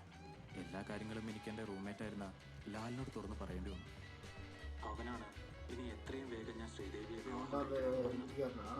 അങ്ങനെ മെയ് 20 ഞാൻ നാട്ടിലെത്താമെന്നും അന്ന് രാത്രി കല്ലുമല പള്ളിയുടെ കുരിശടിക്ക് മുന്നിൽ കാത്തു നിൽക്കാമെന്നും ഇറങ്ങി വരണമെന്നും കാണിച്ച് ഞാൻ ശ്രീദേവിക്ക് കത്തെഴുതി. കുറച്ച് ദിവസം കഴിഞ്ഞപ്പോൾ എന്ത് സംഭവിച്ചാലും ഇറങ്ങി വരും എന്നറിയിച്ചുള്ള ശ്രീദേവിയുടെ മറുപടി എനിക്ക് കിട്ടി. അങ്ങനെ 88 മെയ് 20 കാലത്ത് ഞാനും ലാലും കോട്ടയത്തെത്തി. അവിടെ ഒരു ലോഡ്ജിൽ മുറിയെടുത്തു. ആ രാത്രി മുഴുവൻ ശ്രീദേവി വരുന്നതും പ്രതീക്ഷിച്ച് ഞങ്ങൾ കല്ലുമല പള്ളിയുടെ കുരിശടിക്ക് മുന്നിൽ കാത്തു നിന്നെങ്കിലും അവൾ വന്നില്ല. ശ്രീദേവിക്ക് എന്തോ സംഭവിച്ചിട്ടുണ്ടെന്ന് തന്നെ എനിക്ക് തോന്നി. പറ്റുമെങ്കിൽ അവളെ ഒന്ന് നേരിൽ കണ്ടുവരാൻ പറഞ്ഞ് ഞാൻ ലാലിനെ ചെറുവള്ളിക്ക് അയച്ചു. അവൻ മടങ്ങി വന്നപ്പോഴാണ് തലേ രാത്രി ശ്രീദേവി കൊല്ലപ്പെട്ട വിവരം ഞാൻ അറിയുന്നത്. എനിക്ക് അവളെ കാണണമായിരുന്നു. ഞാനതിനെ ഇറങ്ങിയതോ. പക്ഷേ ലാൽ എന്നെ ബലമായി തടഞ്ഞു. ഒരു തെറ്റും ചെയ്യാതെ കൊലക്കേസിൽ അവൻ കൂടി പ്രതിയാകുമെന്ന് പറഞ്ഞ് അവൻ എന്നെ പോകാൻ സമ്മതിച്ചില്ല. ഇന്ന് തന്നെ എനിക്ക് തിരിച്ചു പോകേണ്ടി വന്നു.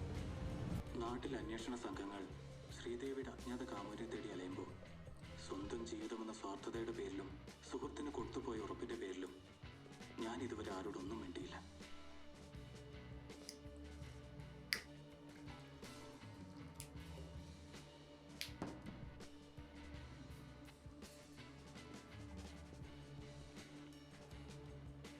ഇവനീ പറഞ്ഞതൊക്കെ സത്യമാണോന്ന് ഞങ്ങൾ അന്വേഷിച്ചാശാനെ. ഉള്ളതാ. ഇതിൽ കൂടുതൽ ഇൻവോൾവ്മെന്റ് ഒന്നും ഇവൻ ഈ കേസിലില്ല. പിന്നെ ആര് എന്തിന് ശ്രീദേവിയെ കൊന്നു? ആ ചോദ്യം അപ്പോഴും ബാക്കിയെടുക്കുമല്ലോ. ശ്രീദേവി കൊല്ലപ്പെട്ട കാലത്ത് ചെറുവള്ളിയിലെ പോസ്റ്റ്മാനായിരുന്ന ചന്ദ്രൻ ചേട്ടനാണ് പിന്നീട് അക്കാര്യത്തെ ഞങ്ങളെ സഹായിച്ചത്. ചന്ദ്രൻ ഇപ്പോ 6 വർഷം തളർത്തിട്ടാന്നേലും ചില സത്യങ്ങളൊക്കെ പറയാൻ കാലം അയാളെ ബാക്കി വെച്ചിട്ടുണ്ട്. സ്റ്റാമ്പ് ഒട്ടിക്കാത്തൊരു സ്ഥിരം കൂലിക്കത്ത് ഒരിക്കൽ കൈമാറിയത് മുതൽ ഇങ്ങോട്ടുണ്ടായിട്ടുള്ള സകല ഇടപാടുകളെക്കുറിച്ചും അയാൾ ഞങ്ങളോട് പറഞ്ഞു. അതെല്ലാം വെച്ച് ശ്രീദേവി കൊലക്കേസ് ഞങ്ങൾ ഇങ്ങനെ കൺക്ലൂഡ് ചെയ്യാണ് ആശാനെ. തന്നേക്കാൾ ജാതിയിൽ താഴ്ന്ന, സമ്പത്തിൽ താഴ്ന്ന, കുലമഹിമയിൽ താഴ്ന്ന ഒരു പെൺകുട്ടിയെ തന്റെ മകൻ സ്വീകരിക്കാൻ പോകുന്നെന്ന് അറിഞ്ഞ വിരളി കൊണ്ട് ഒരു അച്ഛൻ നടത്തിയ ദുരഭിമാനക്കൊല. അതാണ് ശ്രീദേവി കൊലക്കേസ്. ആശാനം തന്നെ അത് ടെൻഷൻ ആവുന്നത്. ആശാൻ പൊക്കോളൂ. വൈകിട്ട് 6 മണിക്ക് കളിയുള്ളതല്ലേ, നിന്ന വൈകും. പൊക്കോളൂ. സേന ആ വാതിൽ തുറന്നു കൊടുക്കും. ആശാൻ പോട്ടെ. അയാളങ്ങനെ പോയതിന് ആരും അറസ്റ്റ് ചെയ്യാനും കസ്റ്റഡിയിൽ എടുക്കാനും ഒന്നുള്ള അധികാരം നമുക്ക് തന്നിട്ടില്ല സേന. പ്രതികാരാണെന്ന് ഉറപ്പായ സ്ഥിതിക്ക് നമുക്കിത് മുകളിലോട്ട് റിപ്പോർട്ട് ചെയ്യാം. ബാക്കി അവർ തീരുമാനിക്കട്ടെ. താൻ ഫോണിലൂടെ പറയുന്നത് കേട്ടപ്പോൾ ഞാൻ കുറച്ച് കൺഫ്യൂസ്ഡ് ആയിരുന്നു. ഇപ്പോഴാണ് കാര്യങ്ങൾ ക്ലിയർ ആയത്. ബാക്കി പറയേണ്ടത് അയാളാ. So I am going to arrest him now. எல்லாருக்கும் ரெப்புடேஷன் ஆகிடும். உங்களோட அவங்க அந்த ஆள் சூசைட் பண்ணி போனானே. அதுதான் மக்கள்லாம் ஓடுறாங்க, அதே தெரிஞ்சு. സാറേ, ആ നരിക്കുന്ന മലയിലെ സായിപ്പ് ബംഗ്ലാവിന്റെ പുറയുള്ള മരത്തല്ലേ ഒരുത്തം തൂങ്ങിച്ചെത്ത് കിടക്കുന്നുണ്ട്.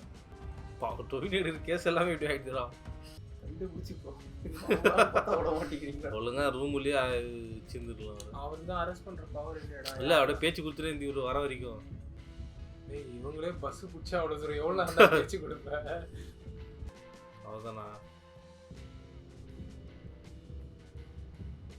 என்னடா கான்ஸ்டபிள் தான் ரிட்டையர்ഡ്. ஆமா.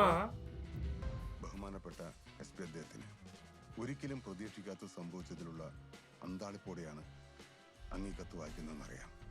പിടിക്കപ്പെടുമെന്ന് ഞാനും ഒരിക്കലും. പക്ഷേ അങ്ങയച്ച പുതിയ അന്വേഷണ സംഘം എന്റെ എല്ലാ കണക്കൂട്ടലുകളും തെറ്റിച്ചു കളഞ്ഞു. അവർ சொல்லி ഇവർ பண்ணிருக்காரு പോലുടാ. ഇന്ന് ടിവിയിൽ ഞാൻ പോലും അറിയാതെ അവരുടെ മുഖത്തുനിന്ന് സകല സത്യങ്ങളും വായിച്ചെടുക്കുകയായിരുന്നു. ചെറുപ്പം തൊട്ട് എനിക്ക് അറിയായിരുന്നു ശ്രീദേവി, ഇഷ്ടവുമായിരുന്നു. പക്ഷേ വീട്ടിലറിയുമോന്ന് പേടിയുണ്ടായിരുന്നു. பெச்சி அங்க இல்ல குமாரே உனக்கு அவ்வளோ இல்லடா எனக்கு கேட்கும் போது தெரிஞ்சு இந்த வாய். ആശാന്റെ മകൻ വിഷ്ണുവിൻ്റെതായിരുന്നില്ല, എന്റെ മകൻ സുദീപിൻ്റെതായിരുന്നു. അവനായിരുന്നു ശ്രീദേവിയുടെ കാമുകൻ. ഇവര് 2-3 വാട്ടി ഇവിടെ ഇവിടെ പാത്തനെ എന്താ സാറേ സാറിന്റെ മോന് സ്ഥിരമായിട്ട് കൂലി കത്തയക്കുന്നത് കുറെ ആയല്ലോ. ഇതിപ്പോ അവന്റെ ശമ്പളം മുഴുവനും പോസ്റ്റൽ ഫൈൻ അടുത്ത് തീരുമല്ലോ. ആ കത്തിൽ അഡ്രസ് എഴുതിയിരുന്ന കൈപ്പട എനിക്കൊട്ടും പരിചയമുള്ളതായിരുന്നില്ല.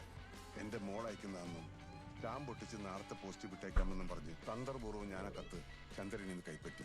എന്റെ ഊഹം തെറ്റിയില്ല. ശ്രീദേവി എന്റെ മോനയച്ച കത്തായിരുന്നത്. അവൾ പ്രഗ്നന്റ് ആണെന്ന് കാണിച്ച്.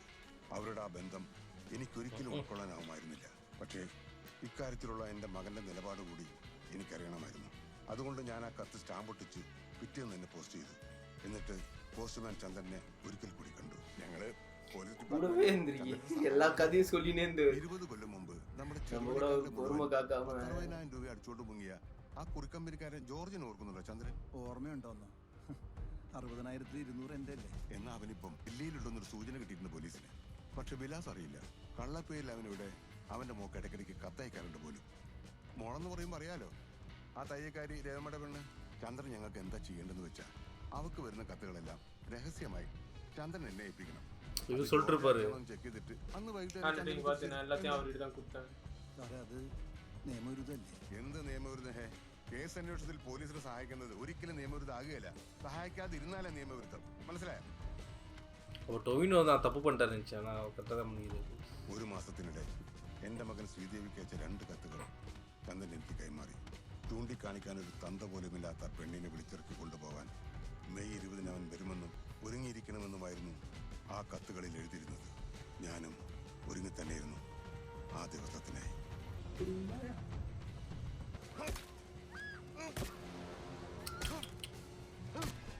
வேற பேக தொடாதன்ட்டு அவனை வேற எல்லாம் பண்ணாரு. அதுக்குதான் போல சார் இந்த இடத்துல பிளட் ஸ்டெயின் இருக்கலாம் சொன்னார். 35 കൊല്ലം കാക്കിയിട്ട് നിയമപാലകനായി നടന്നതാണ് ഞാൻ. അതേ നിയമത്തിന് മുന്നിൽ കുറ്റവാളിയായി ഒരു നിമിഷം പോലും നിൽക്കാൻ എനിക്കാവില്ല. ഒരു ആക്സിഡന്റിൽ പെട്ട് പോസ്റ്റ്മാൻ ചന്ദ്രൻ പാരലൈസ്ഡ് ആയതോടെ പിടിക്കപ്പെടാനുള്ള എല്ലാ സാധ്യതയും അവസാനിച്ചെന്ന് ഞാൻ വിശ്വസിച്ചു. പക്ഷേ എൻ്റെ ആ വിശ്വാസം തെറ്റാണെന്ന് തെളിയിക്കാൻ ആനന്ദ് സാറിനും സംഘത്തിനും കഴിഞ്ഞു. അതുകൊണ്ട് അവർക്കിരിക്കട്ടെ എൻ്റെ അവസാന സല്യൂട്ട്. ഇവൻ വാഴ അവങ്ങളും വാഴുണ്ട്. ശ്രീദേവി കൊലക്കേസ് വിശദീകരിക്കുമ്പോൾ പോസ്റ്റ്മാൻ ചന്ദ്രൻ എന്നൊരാളെ കുറിച്ച് നായർ മനഃപൂർവ്വം ഞങ്ങളോട് മിണ്ടിയില്ല. പിന്നീട് കൃഷ്ണൻ സാറ് പറഞ്ഞാണ് ചന്ദ്രനെ പറ്റി ഞങ്ങൾ അറിയുന്നതും അയാളെ ട്രേസ് ചെയ്യുന്നത്. അതുപോലെ തന്നെ പഞ്ചായത്ത് പ്രസിഡന്റിന്റെ വീട്ടിൽ കയറിയപ്പോൾ ഞങ്ങളുടെ വരവ് എങ്ങനെ നേരത്തെ അറിഞ്ഞെന്ന് ഞാൻ അയാളോട് ചോദിച്ചു. എൻ്റെ പൊന്ന് സാറ് എന്നോട് രവീന്ദ്രൻ നായർ പറഞ്ഞതാണ്, സാറിനൊക്കെ എങ്ങനെയെങ്കിലും ഇവിടുന്ന് ഓടിച്ചില്ലേ പണ്ടത്തേക്കാളും വലിയ കുഴപ്പം ഈ നാട്ടിലുണ്ടാവുന്നു അയാൾ പറഞ്ഞു. പഞ്ചായത്തിന്റെ ഫയലിൽ വിഷ്ണുവിന്റെ പേരിനൊപ്പം ഗുർഗാവ് എന്ന് കണ്ടതോടെ അന്വേഷണം അയാളിലേക്ക് കേന്ദ്രീകരിക്കാൻ ഞാൻ തീരുമാനിച്ചു. പക്ഷേ ആ ഫയലിൽ 88-ലെ രവീന്ദ്രൻ നായരുടെ ഫാമിലി ഡീറ്റെയിൽസ് പരിശോധിച്ചപ്പോൾ ഞാൻ ആകെ കൺഫ്യൂസ്ഡായി. നായരുടെ മകൻ സുദീപ് ഡൽഹിയിൽ ഒരു സ്വകാര്യ കമ്പനിയിൽ ജോലി ചെയ്യുന്നു എന്നാണ് ആ ഫയലിൽ കൊടുത്തത്. ഡൽഹിയും ഗുർഗാവും തമ്മിലുള്ള യാത്രാ ദൂരം ഏതാണ്ട് 1 മണിക്കൂറിൽ താഴെ മാത്രമാണ്. കുറഞ്ഞ വാടകയ്ക്ക് ഗുർഗാവിൽ താമസിച്ച് ഡൽഹി ജോലി ചെയ്യുന്നതും സാധാരണമാണ്. അതുകൊണ്ട് തന്നെ രവീന്ദ്രൻ നായരെയും സുദീപിനെയും കൂടെ പാരലലി അന്വേഷണ പരിധിയിൽ കൊണ്ടുവരണമെന്ന് എനിക്ക് തോന്നി. മറ്റാരും അറിയാതെ ഞാൻ സദാനന്ദനാശാന്റെ വീട്ടിലെത്തി അദ്ദേഹത്തെ കണ്ടു. ആദ്യം ഒരല്പം അനിഷ്ടത്തോടെ പെരുമാറിയാലും വിഷ്ണുവിന്റെ ഹാൻഡ് റൈറ്റിംഗ് പരിശോധിക്കാൻ ആശാൻ എന്നെ അനുവദിച്ചു. ആ പരിശോധനയിൽ എൻവലപ്പിലെ ഹാൻഡ് റൈറ്റിംഗും വിഷ്ണുവിന്റെ ഹാൻഡ് റൈറ്റിംഗും വ്യത്യസ്തമാണെന്ന് എനിക്ക് മനസ്സിലായി. അവിടുന്ന്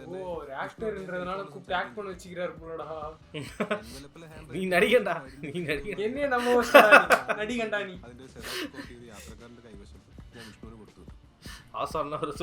അവിടുന്ന് ഞാൻ നേരെ പോയത് പോസ്റ്റ്മാൻ ചന്ദ്രന്റെ സഹോദരിയുടെ വീട്ടിലേക്കായിരുന്നു. അവിടെ ചെന്ന് ചന്ദ്രനെ കണ്ട് അയാൾ പറഞ്ഞ കാര്യങ്ങളോട് കേട്ടതോടെ ശ്രീദേവിയുടെ കൊലപാതകത്തെ കുറിച്ച് എന്റെ മുന്നിൽ ഏതാണ്ടൊരു ചിത്രം തെളിഞ്ഞു. എങ്കിലും വിഷ്ണുവിന്റെ മറുപടി വരുന്നവരെ കാക്കാൻ ഞാൻ തീരുമാനിച്ചു. എന്റെ പ്രതീക്ഷ തെറ്റിയില്ല. പിറ്റേന്ന് തന്നെ സദാനന്ദനാശാന്റെ വീട്ടിൽ എൻവലപ്പിലെ കൈപ്പട രവീന്ദ്രൻ നായരുടെ മകൻ സുദീപിന്റെ ആണെന്ന് വിഷ്ണു എന്നോട് പറഞ്ഞു. ചെറുപ്പം മുതൽ ഒരുമിച്ച് പഠിച്ചവരും അടുത്ത സുഹൃത്തുക്കളൊക്കെ ആയിരുന്നു ഈ വിഷ്ണു സുദീപ്.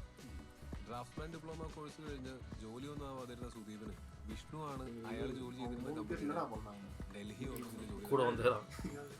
ചെറുവള്ളിക്കാവിലെ ഉത്സവത്തിന് നാട്ടിലേക്ക് എത്തിയതും രണ്ടുപേരും ഒരുമിച്ചായിരുന്നു. ഇതൊക്കെയാണെങ്കിലും ശ്രീദേവിയുമായിട്ടുള്ള ബന്ധം സുദീപ് വിഷ്ണുവിൽ നിന്ന് മറച്ചു വെച്ചു.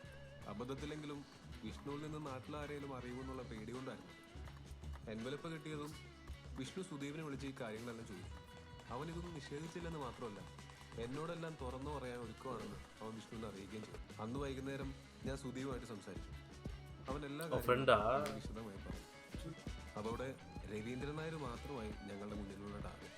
എല്ലാം ഒരു ഊഹം മാത്രമായിരുന്നുകൊണ്ട് ആ സ്റ്റേജിലെ സാറിനോട് റിപ്പോർട്ട് ചെയ്യാനുള്ള ഒരു കോൺഫിഡൻസ് ഞങ്ങൾക്കുണ്ടായിരുന്നില്ല. നായരുടെ മുഖത്തു തന്നെ ഞങ്ങൾക്ക് അറിയണമായിരുന്നു അയാളാണ് പ്രതി എന്നുള്ളത്. പക്ഷേ 30 വർഷത്തിലേറെ സർവീസുള്ള ഒരു കൊലപാതകം ചെയ്തിട്ട് 6 വർഷമായിട്ടും ആർക്കും ഒരു സംശയം കൊടുക്കാതിരുന്ന അയാളെ ഒരു നോർമൽ ഇൻ്റർഗേഷനിലൂടെ നേരിട്ട അയാൾ വഴുതിപ്പോകുമെന്ന് ഞങ്ങൾ ഭയപ്പെട്ടു. അതുകൊണ്ട് അയാൾക്ക് വേണ്ടി ഒരു ഡിസെപ്റ്റീവ് മെത്തേഡ് ഓഫ് ഇൻ്റർഗേഷൻ ഒരുക്കാൻ ഞങ്ങൾ തീരുമാനിച്ചു. യഥാർത്ഥ സസ്പെക്റ്റിനെ കുറിച്ച് നമ്മൾ അറിഞ്ഞതെല്ലാം അയാളുടെ സാന്നിധ്യത്തിൽ ഒരു ഡമ്മി സസ്പെക്റ്റിനോട് പറയുക. അതായിരുന്നു ഞങ്ങളുടെ പ്ലാൻ. സദാനന്ദനാശാനായിരുന്നു ഞങ്ങളുടെ മനസ്സിലെ ഡമ്മി സസ്പെക്ട്. ഏറെ പണിപ്പെട്ടു ആശാനെ കൊണ്ട് അത് സമ്മതിപ്പിച്ചെടുക്കാൻ. ഈ ഇൻവെസ്റ്റിഗേഷൻ ഞങ്ങൾ ഏറ്റവും കടപ്പെട്ടിരിക്കുന്നതും അദ്ദേഹത്തോടാണ്. തന്നേക്കാൾ ജാതിയിൽ താഴ്ന്ന, സമ്പത്തിൽ താഴ്ന്ന, കുലമഹിമയിൽ താഴ്ന്ന ഒരു പെൺകുട്ടിയെ തൻ്റെ മകൻ സ്വീകരിക്കാൻ പോകുന്നെന്നറിഞ്ഞ് വിറളി പൂണ്ട ഒരു അച്ഛൻ നടത്തിയ ദുരഭിമാനക്കൊല. അയാളുടെ വിധി അയാൾ സ്വയം തീരുമാനിച്ചു. Anyways, once again, you guys done your guys job brilliantly. பண்ணது ஒரு ஆளு. Thank you sir. ஒரு ஆளு இல்ல. தலை நிமிர்ந்து நடக்க பார்ட்டி பர். சரி இந்த வேலை அவனுக்கு தேடி வரும். அது சும்மா பிராங்க் பண்ணேன். இவ்வளவு நாள் எங்கேயா இருந்த? உள்ள போய் ஆளை தட்டி போட்டு. நான் டோயினோ மறுபடியும் ஃப்ளாப் ஆட நினைச்சேன் நான். எங்க ഇൻവെസ്റ്റിഗേഷൻ കുറ്റവാളിയെ നിയമത്തിന് മുന്നിൽ എത്തിക്കാനാവാതെ അവരിത്തവണയും പാതി വഴിയിൽ തോറ്റുപോയിരിക്കുന്നു. കനപ്പെട്ട ചുമതലകളൊന്നും ഇനി അവരെ തേടിയെത്തിയെന്നും വരില്ല. അപ്പോഴും പൂർണ്ണ വിജയത്തിന്റെ മധുരമറിയുന്നൊരു അന്വേഷണം എന്നെങ്കിലും തങ്ങളിലേക്ക് ആനന്ദം സംഭവം. നമുക്കും കാത്തിരിക്കാം അവർ പരിപൂർണ വിജയമാകുന്ന ആ ദിവസത്തിനായി.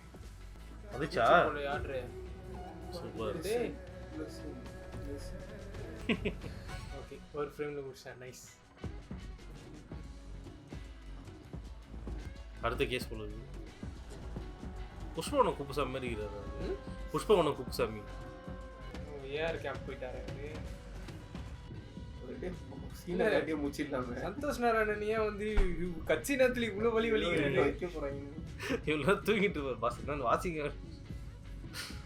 அடுத்த கேஸ் போடுது. எல்லாரும் ஒரு டிபார்ட்மெண்ட் போயிட்டு இருக்காங்க. ஆர்ம் அந்த அதான் ஆர்ம்டு ரிசர்வ்.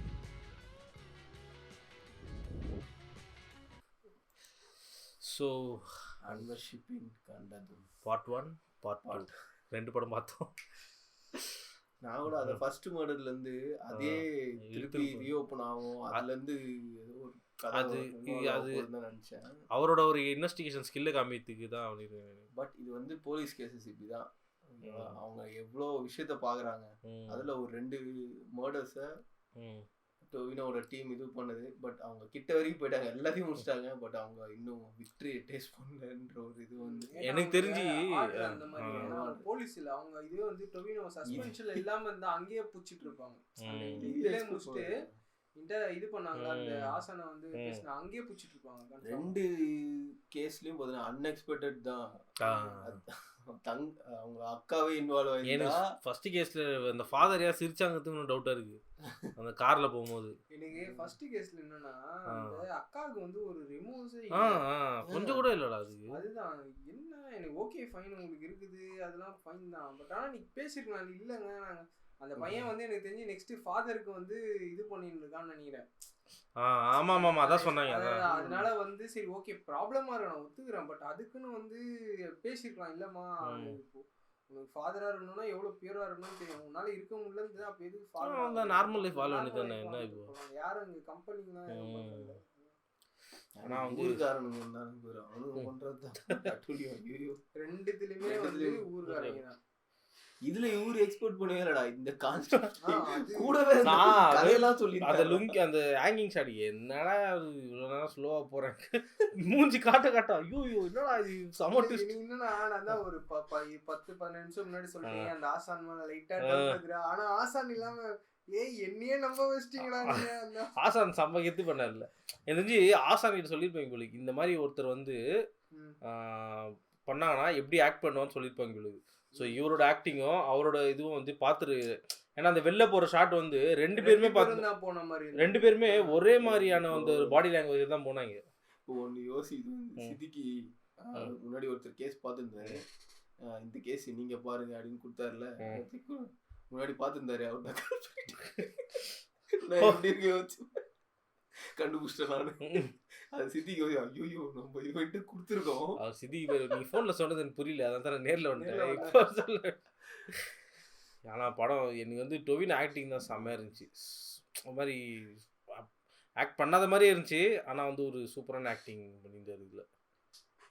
ஓகே பண்ணாலும் அவரை கூப்பிட்டு கரெக்டா ஆப்டா இருக்கும். நம்ம பார்த்த அடுத்தடுத்து 2 படமும் செம்மையா இருக்கு. எனக்கு அவர்கிட்ட என்னன்னா போன படத்துக்கும் இந்த போட்டோ பக்கத்துல வச்சா அவர் வேற இவர் வேற அப்படின்னு சொல்ற மாதிரி ஒரு சேஞ்ச் ஆகுது. அது நல்லா இருந்துச்சு. அது அதே மாதிரி ஸ்டோரிஸ் எல்லாமே வந்து இதெல்லாம் காமனா நடக்கிற ஒரு விஷயம் தான். ரொம்ப வந்து இப்போ படத்துல பார்த்துட்டே இதெல்லாம் ரியாலிட்டியில நடக்க மாட்டா அப்படின்னு இல்லாம 2மே வந்து காமனா ஒரு விஷயம் தான். ஒரு தப்பு பண்ண ஒரு கப்புள் வந்து அன்எக்ஸ்பெக்டடா தேர்ட் பர்சன் வந்து எப்படி ரியாக்ட் பண்ணுவாங்க ஒண்ணு. அதே மாதிரி வந்து அந்த இதுல அந்த ரேகா சித்திரம் அதுலயும் அதே மாதிரிதான் ஒரு தப்பு நடந்துன்னு இருக்கும். அப்போ இந்த பொண்ணு அன்எக்ஸ்பெக்டடா அங்க போயிட்டு அதை வந்து பாத்துரும். ஸோ அதனால பாத்துரும்ல, அது சும்மா தான் வந்து பத்துன்னு இருக்கும். அது தூங்கிதான் இருக்கும் பாவம். அதே மாதிரி ஆனர் கில்லிங்கும் அதேதான்.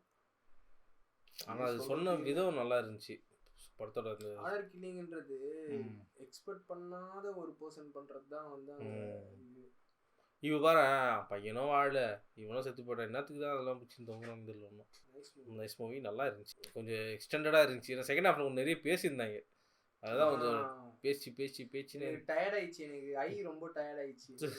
கீழே பார்த்து மேலே பார்த்து கீழே பார்த்து சப்டைட்டில் பார்த்துட்டு கை அது ஃபர்ஸ்ட் ஹாஃப்ல வந்து ஸ்டோரியா அந்த வந்து விஷுவல் ஸ்டோரி டெல்லிங் கொஞ்சம் இருந்துச்சு, டைலாக் இருந்துச்சு.